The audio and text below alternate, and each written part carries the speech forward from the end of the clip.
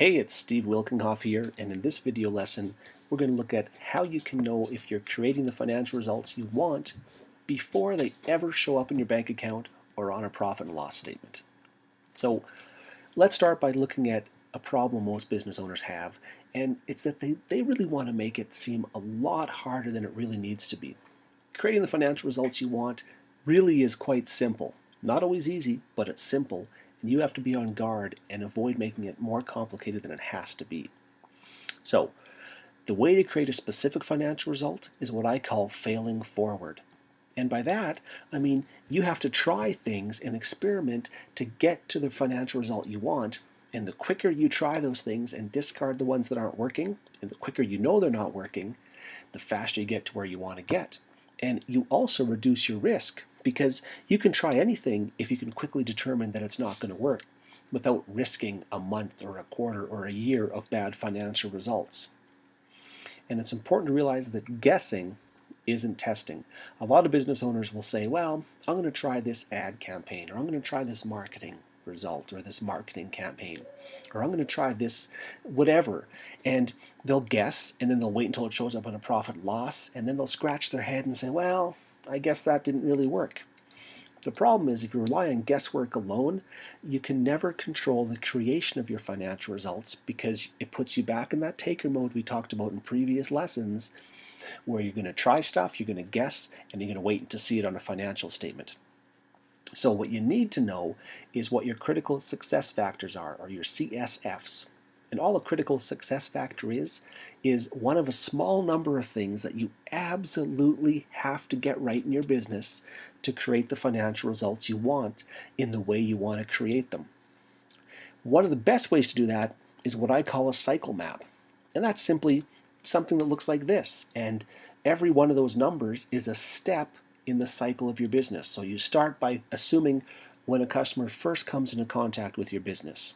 And then you follow through and you note down each one of the steps that happen. So maybe they phone in, then maybe they book an appointment, and then from that appointment they come in to meet with you. And from that you determine what they need. Maybe you prepare a report, maybe you prepare a proposal, maybe you sell them something.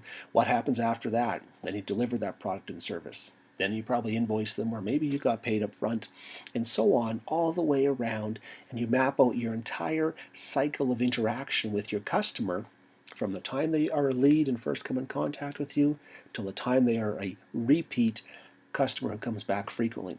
And that's a cycle map. And what you'll find when you do that is there's some really important things that have to happen.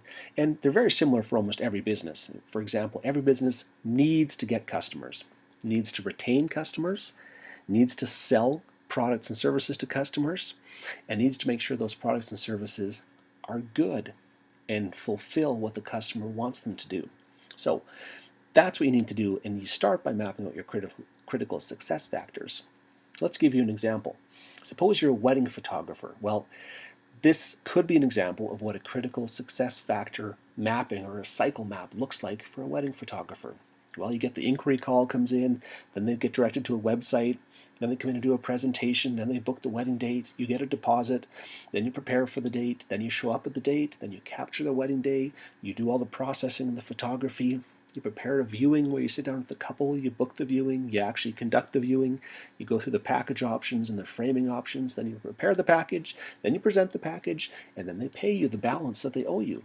And this is a real example from a wedding photographer, and this is how a cycle map looks. Right now, right in here, now from the cycle map, let's identify the critical success factors. Getting clients. These steps right here all contribute towards getting that client. Critical success factor of your wedding photographer is make darn sure you show up the right day, the right time, and fully prepared. And you prepare the pictures well, or you process them well. Another critical success factor. Another one would be making sure that you get the package done well and you present it well so you can maximize the value to the business of the package you sell to that couple. And then another critical success factor, making sure you present the package, you finalize it, and you get paid in a timely fashion. So once you've identified your critical success factors, now we're getting at the heart of being able to track our actual financial results before they hit the bank account. And we do that through what's called key performance indicators. And like gauges on the dashboard in your car, they are simply things that tell you how well you're doing right now at achieving your critical success factors. So let's look at an example again using a wedding photographer. Suppose they get 1,000 inquiries in a year and they make 250 presentations to potential wedding couples and they book 24 weddings a year.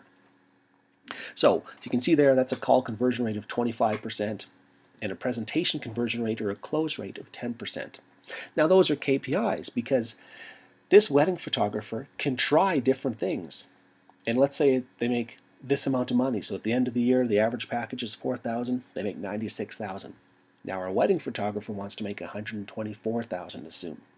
So they're going to start trying things. Remember we talked about failing forward and trying?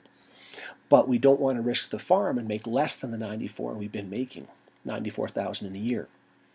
So what we can do, try something and check. We don't have to wait for 1,000 inquiries. We can do 10 or we can do 20. We can track it week by week and day by day.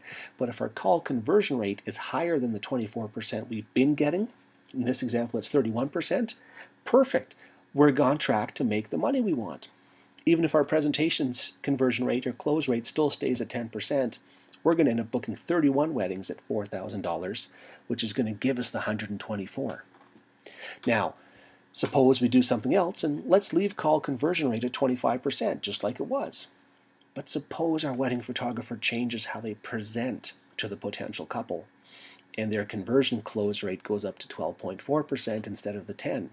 They're still going to book 31 weddings now, which they would have identified. Remember a few lessons ago where we figured out what you need to fulfill your dream lifestyle, what the one financial result is, what the business model has to look like?